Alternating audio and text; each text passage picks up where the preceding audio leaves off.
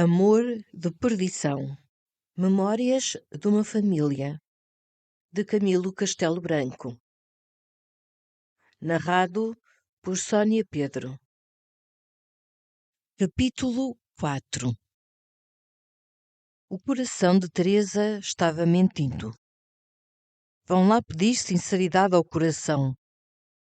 Para finos entendedores, o diálogo do anterior capítulo definiu a filha de Tadeu de Albuquerque. É mulher varonil, tem força de caráter, orgulho fortalecido pelo amor, despego das vulgares apreensões. Se são apreensões, a renúncia que uma filha fez do seu alvedrio às imprevidência e caprichosas vontades de seu pai. Diz boa gente que não, e eu abundo sempre no voto da gente boa. Não será a leive atribuir-lhe um pouco de astúcia ou hipocrisia, se quiserem. Perspicácia seria mais correto dizer. Teresa adivinha que a lealdade tropeça a cada passo na estrada real da vida e que os melhores fins se atingem por atalhos onde não cabem a franqueza e a sinceridade.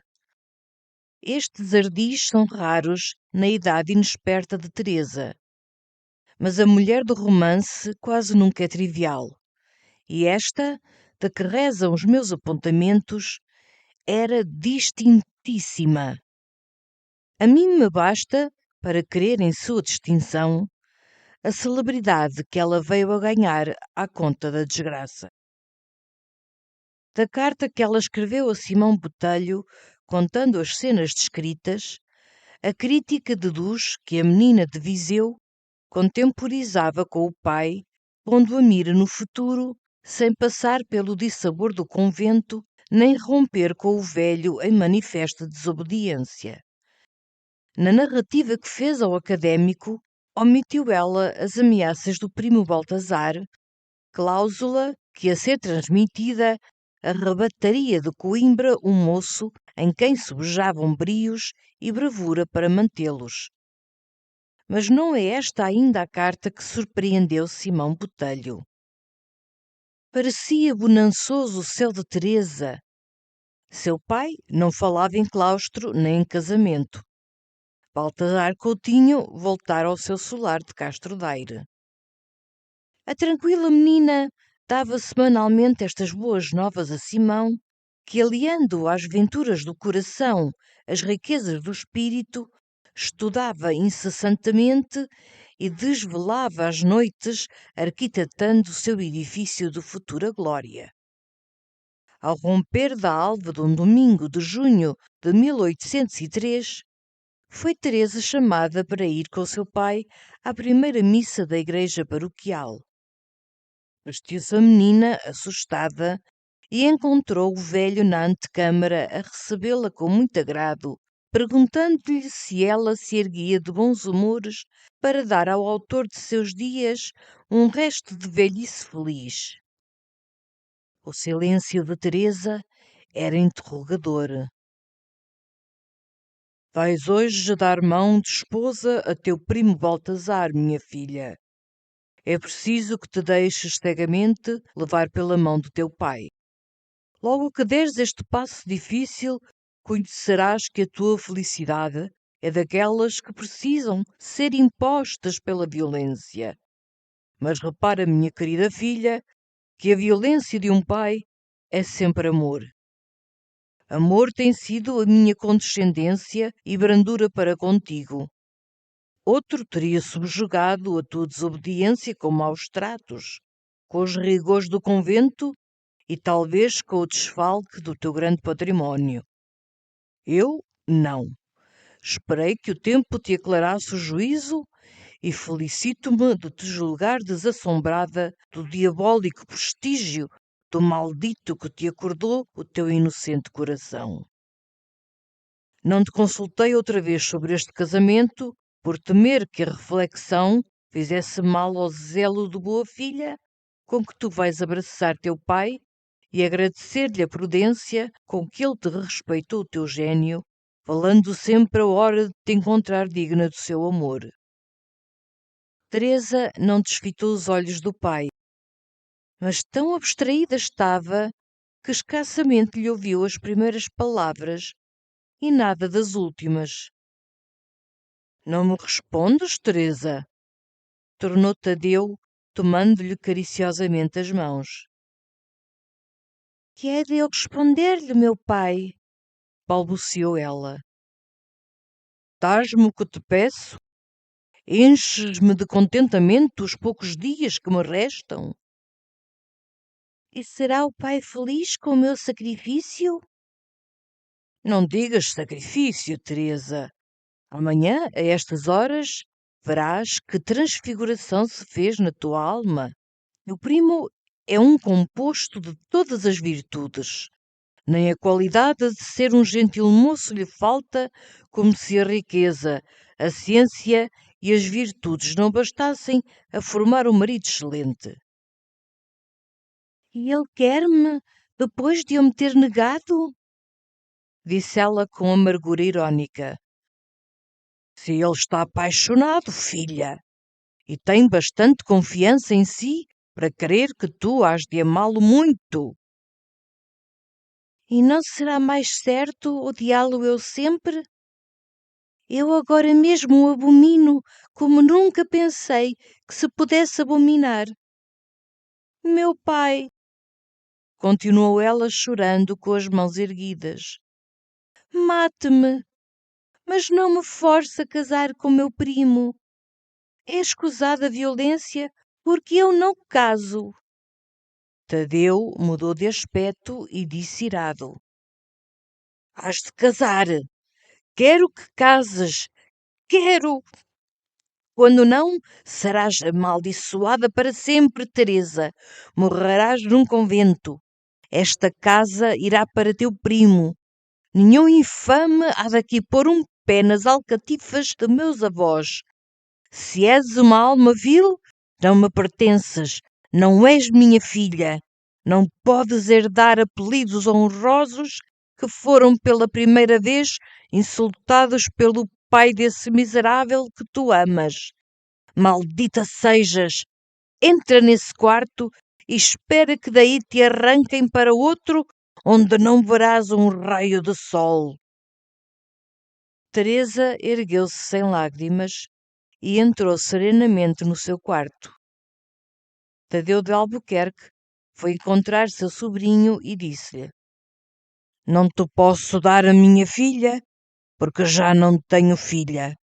A miserável a quem dei este nome perdeu-se para nós e para ela.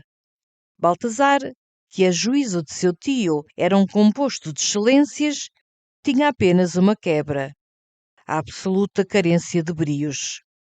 Malograda a tentativa do seu amor de emboscada, tornou para a terra o primo de Teresa, dizendo ao velho que ele o livraria do assédio em que Simão Botelho lhe tinha o coração da filha. Não aprovou a reclusão no convento, discorrendo sobre as hipóteses infamantes que a opinião pública inventaria. Aconselhou que a deixasse estar em casa e esperasse que o filho do corregedor viesse de Coimbra. Ponderaram no ânimo do velho as razões de Baltazar. Teresa maravilhou-se da quietação inesperada de seu pai e desconfiou da incoerência. Escreveu a Simão. Nada lhe escondeu do sucedido, nem as ameaças de Baltazar por delicadeza suprimiu. Rematava comunicando-lhe as suas suspeitas de algum novo plano de violência. O académico, chegando ao período das ameaças, já não tinha clara luz nos olhos para decifrar o restante da carta.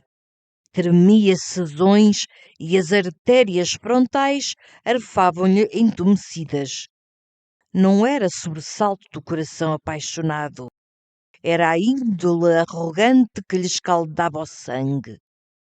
Ir dali a Castro Daire e apunhalar o primo de Teresa na sua própria casa foi o primeiro conselho que lhe segredou a fúria do ódio.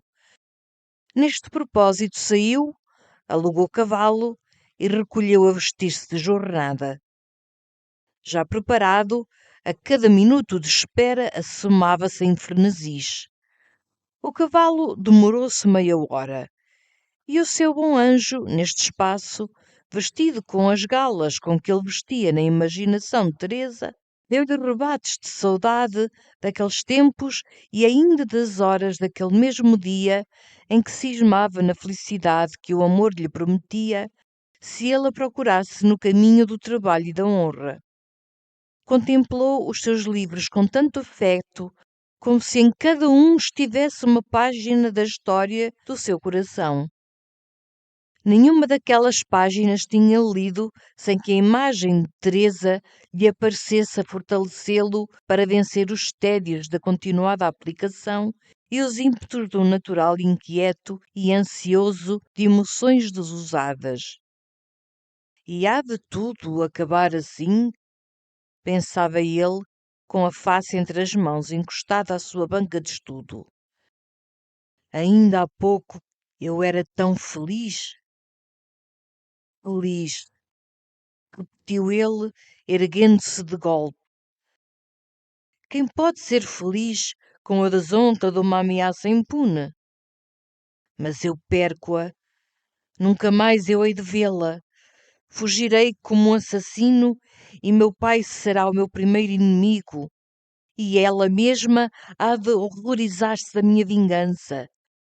A ameaça, só ela a ouviu, e se eu tivesse sido aviltado no conceito de Teresa pelos impulsos do miserável, talvez que ela os não repetisse.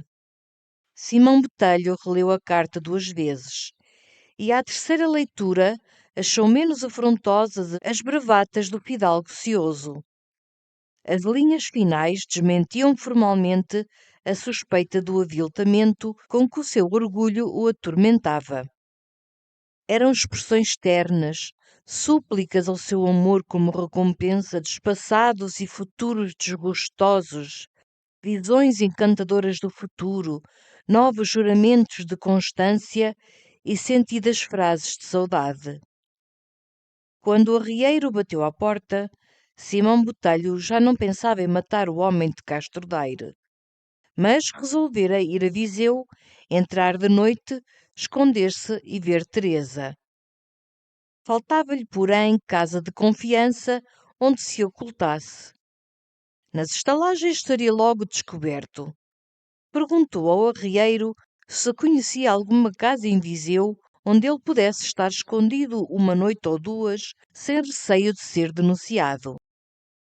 O arrieiro respondeu que tinha a 1/4 de légua de Viseu um primo ferrador e não conhecia em Viseu senão os estalajadeiros.